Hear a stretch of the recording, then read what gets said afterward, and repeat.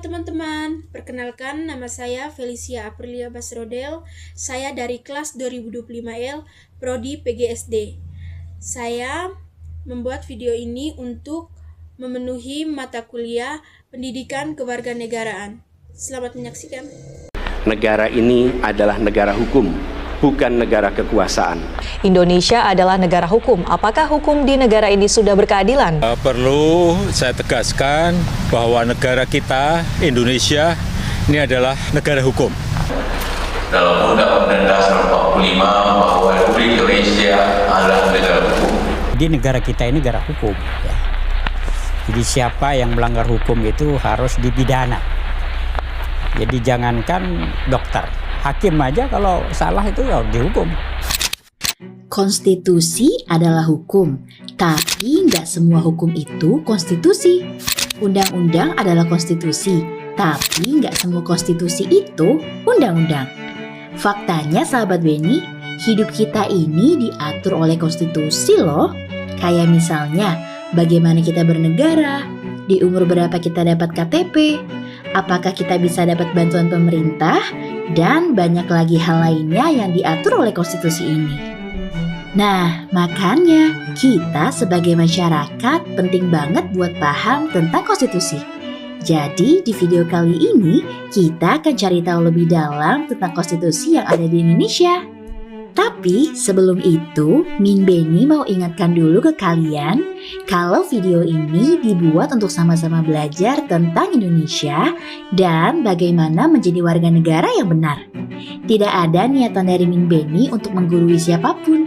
Kalau ada kesalahan dari apa yang Min Beni sampaikan, kalian bisa koreksi langsung di kolom komentar ya. Oke, sekarang kita lanjut ke pembahasannya. Jadi sahabat Beni, dulu jauh sebelum adanya negara, undang-undang dan hukum tertulis, masyarakat tuh cuma menggunakan hukum adat atau kesepakatan bersama untuk dijadikan sebuah aturan agar bisa hidup berdampingan secara harmonis. Gak ada tuh undang-undang TNI, undang-undang ITE, atau sejenisnya. Nah, barulah sekitar tahun 1600 sampai 1700 digunakan konsep konstitusi di berbagai negara.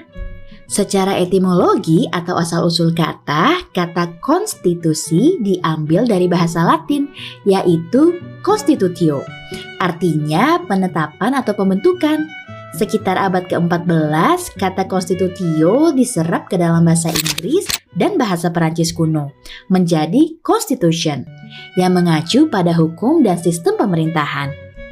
Dalam perkembangannya, konstitusi terbagi menjadi dua bagian. Pertama, konstitusi klasik yang merujuk pada aturan-aturan dalam masyarakat berbentuk kesepakatan atau aturan adat. Tidak terdokumentasi secara formal, cenderung absolut, dan terciptanya sebelum abad ke-18. Beberapa contoh konstitusi klasik diantaranya 1. Hukum Hammurabi di Mesopotamia sekitar 1750 sebelum Masehi. 2. Piagam Magna Carta di Eropa tahun 1215. Dan yang ketiga, hukum adat atau tradisi kerajaan. Kedua, yaitu konstitusi modern. Konstitusi modern adalah konsep hukum yang lahir sekitar abad ke-18.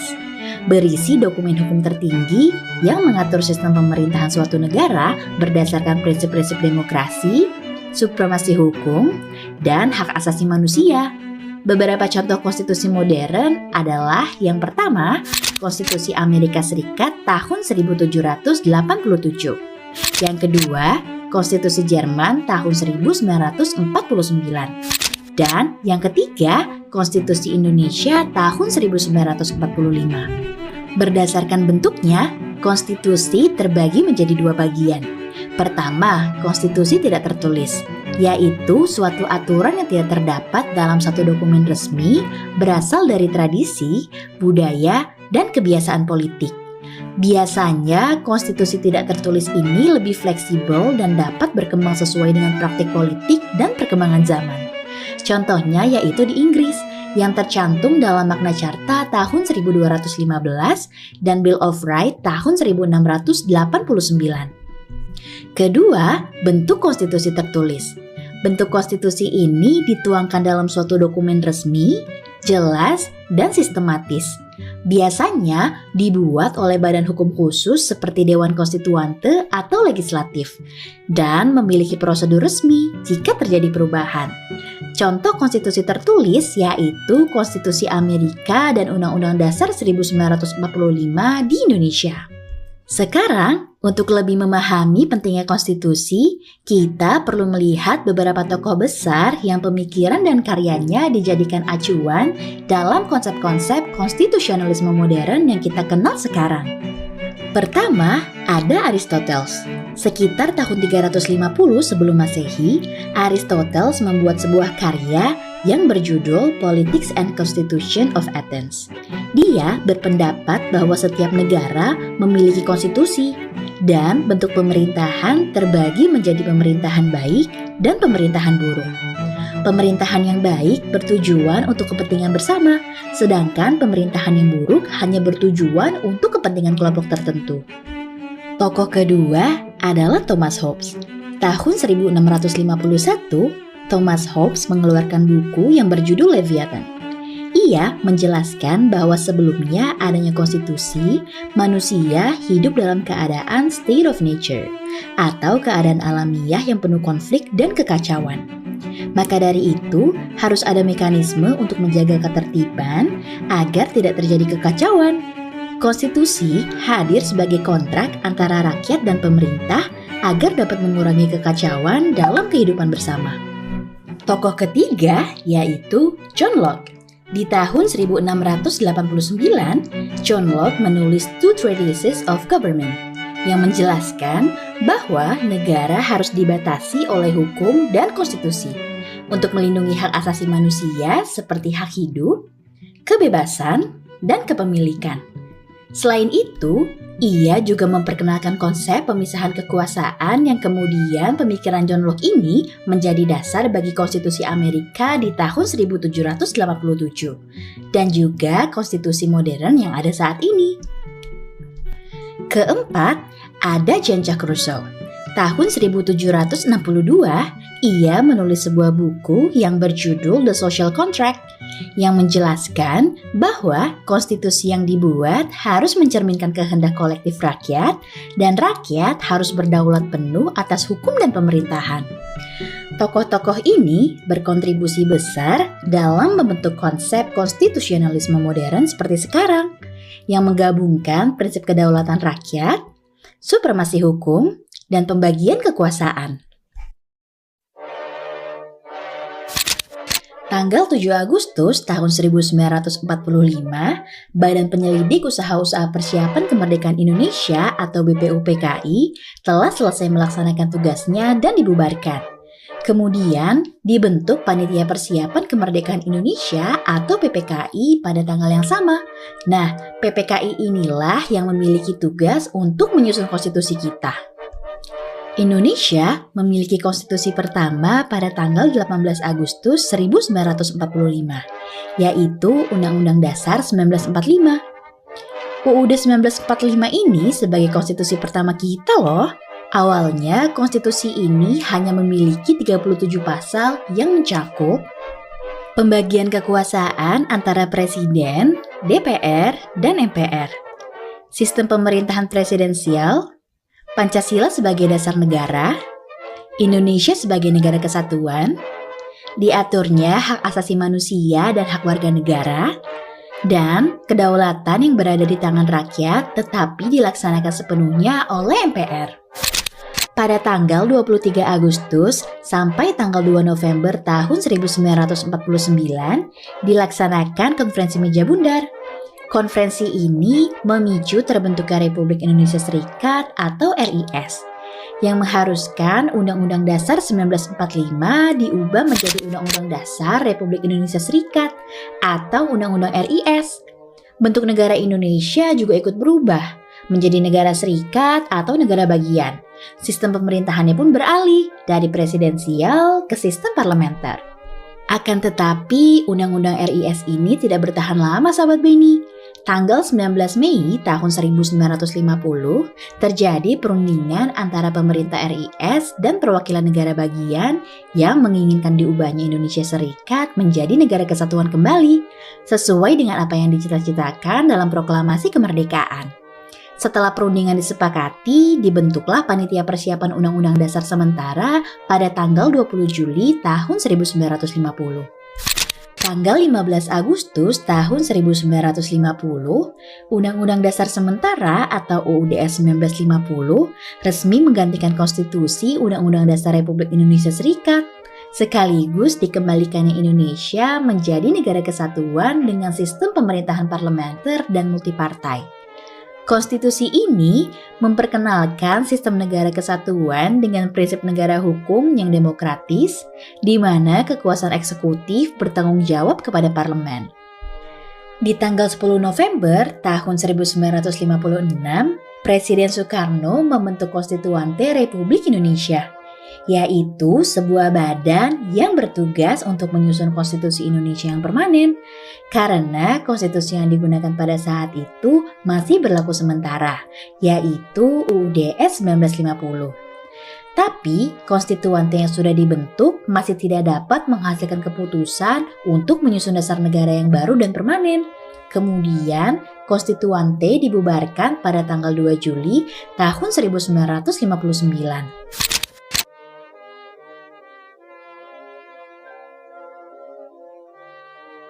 Di tanggal 5 Juli tahun 1959, Presiden Soekarno mengeluarkan dekrit yang mengembalikan UUD 1945 sebagai konstitusi negara Indonesia. Selain itu, dengan dikeluarkannya dekrit ini, sistem pemerintahan di Indonesia juga berubah dari parlemen menjadi presidensial yang lebih terpusat pada kekuasaan presiden.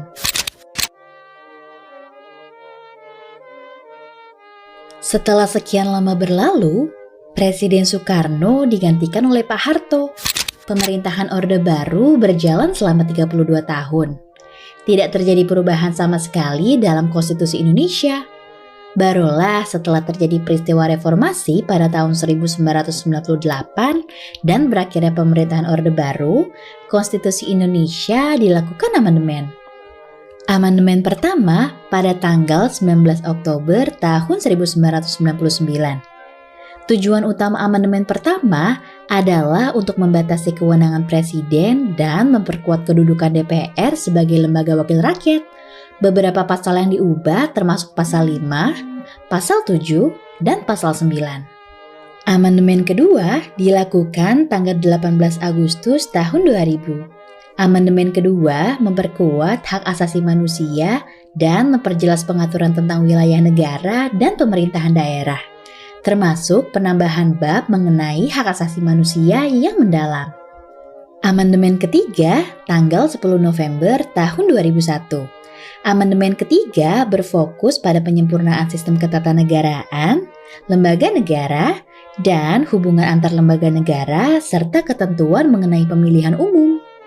Amandemen keempat dilakukan tanggal 10 Agustus tahun 2002.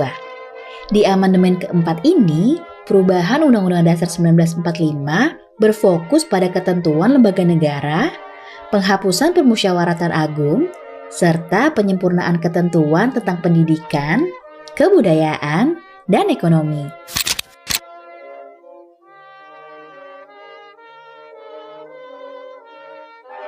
Seiring dengan perubahan yang terjadi pada konstitusi kita, Indonesia kini memiliki Mahkamah Konstitusi, yaitu suatu lembaga yang dibentuk untuk menjaga dan menafsirkan konstitusi. Kalau kamu mau tahu lebih lengkapnya, tonton video ini ya. Konstitusi adalah fondasi yang sangat penting untuk dijadikan acuan pembuatan undang-undang, dasar hukum, penyelenggaraan pemerintahan, dan kehidupan bermasyarakat, supaya memastikan negara berjalan sesuai dengan prinsip negara hukum dan demokrasi. Perubahan dan penyesuaian yang dilakukan sepanjang sejarah menunjukkan bahwa konstitusi Indonesia dapat berkembang sesuai dengan kebutuhan zaman.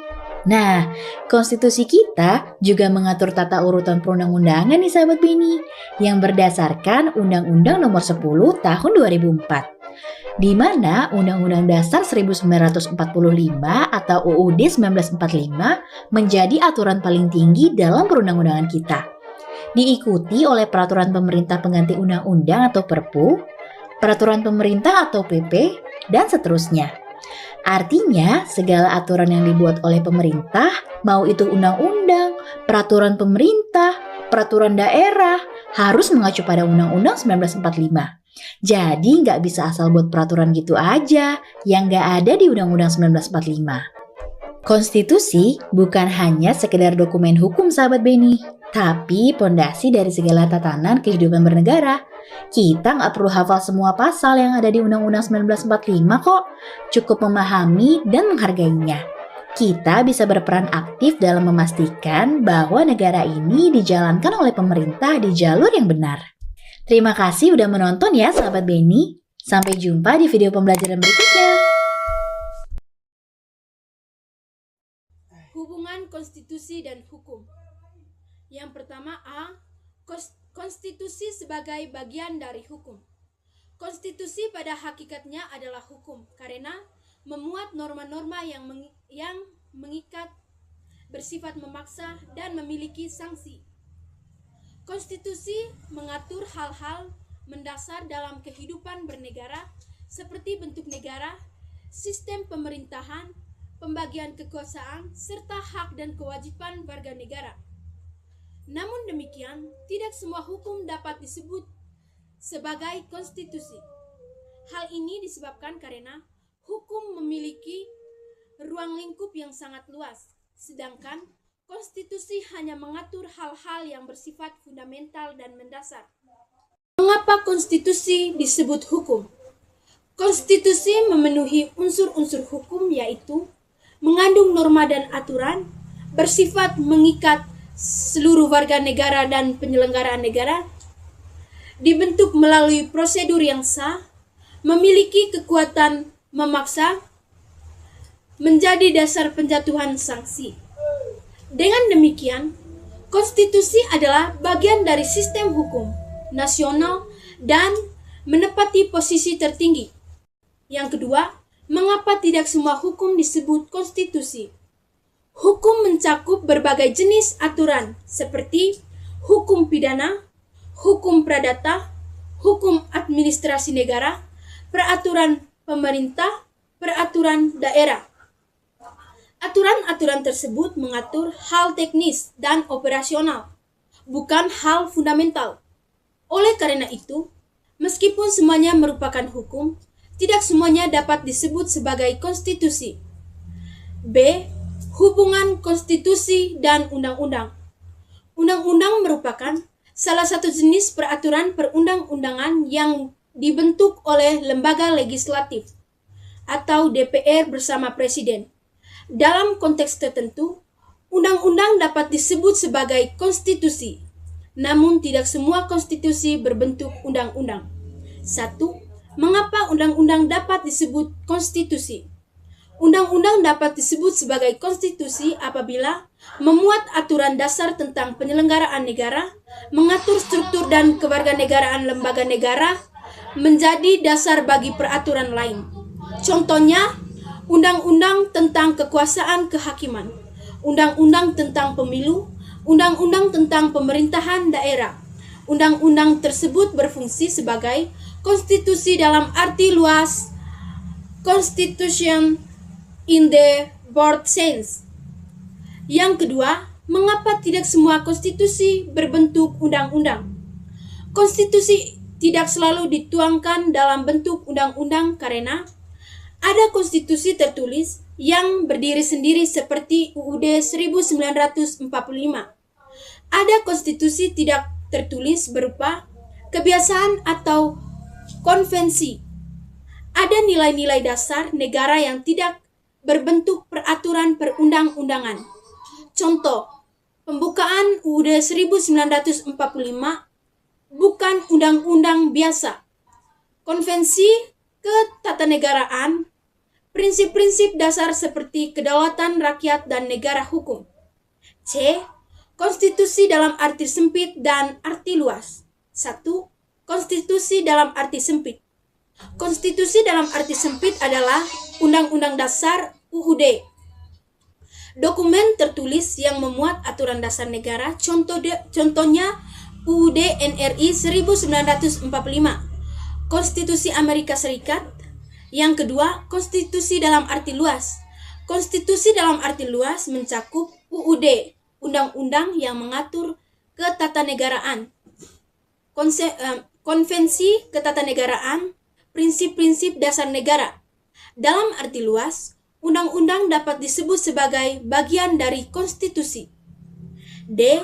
Hierarki hukum dan kedudukan konstitusi. Dalam sistem hukum nasional, konstitusi menempati posisi tertinggi. Semua peraturan di bawahnya harus sesuai dengan konstitusi. Hierarki peraturan perundang-undangan di Indonesia. Yang pertama, 1. UUD NRI 1945. 2. Ketetapan MPR. 3. Undang-undang atau Prepu. Yang keempat, peraturan pemerintah. Yang kelima, peraturan presiden. Yang keenam, peraturan daerah. Jika undang-undang bertentangan dengan konstitusi, maka undang-undang tersebut dapat dibatalkan melalui uji materi di Mahkamah Konstitusi. E. Pandangan para ahli. Hasan Kelsen, konstitusi merupakan norma dasar tertinggi yang menjadi sumber keberlakuan norma hukum di bawahnya. Yang kedua, KCWR.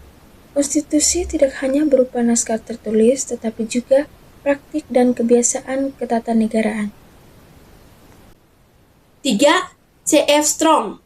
Konstitusi mengatur kekuasaan pemerintah dan hak rakyat secara mendasar.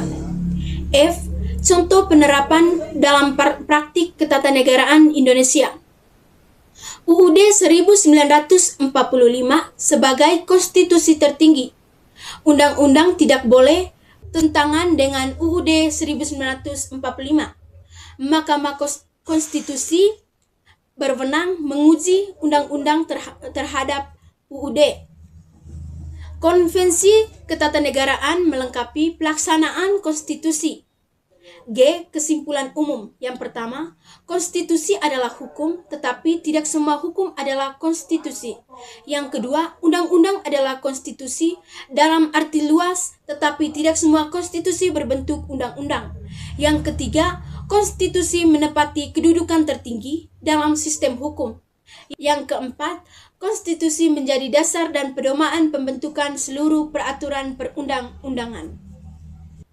Oke teman-teman, terima kasih sudah menonton videonya. Semoga bermanfaat. Sampai jumpa.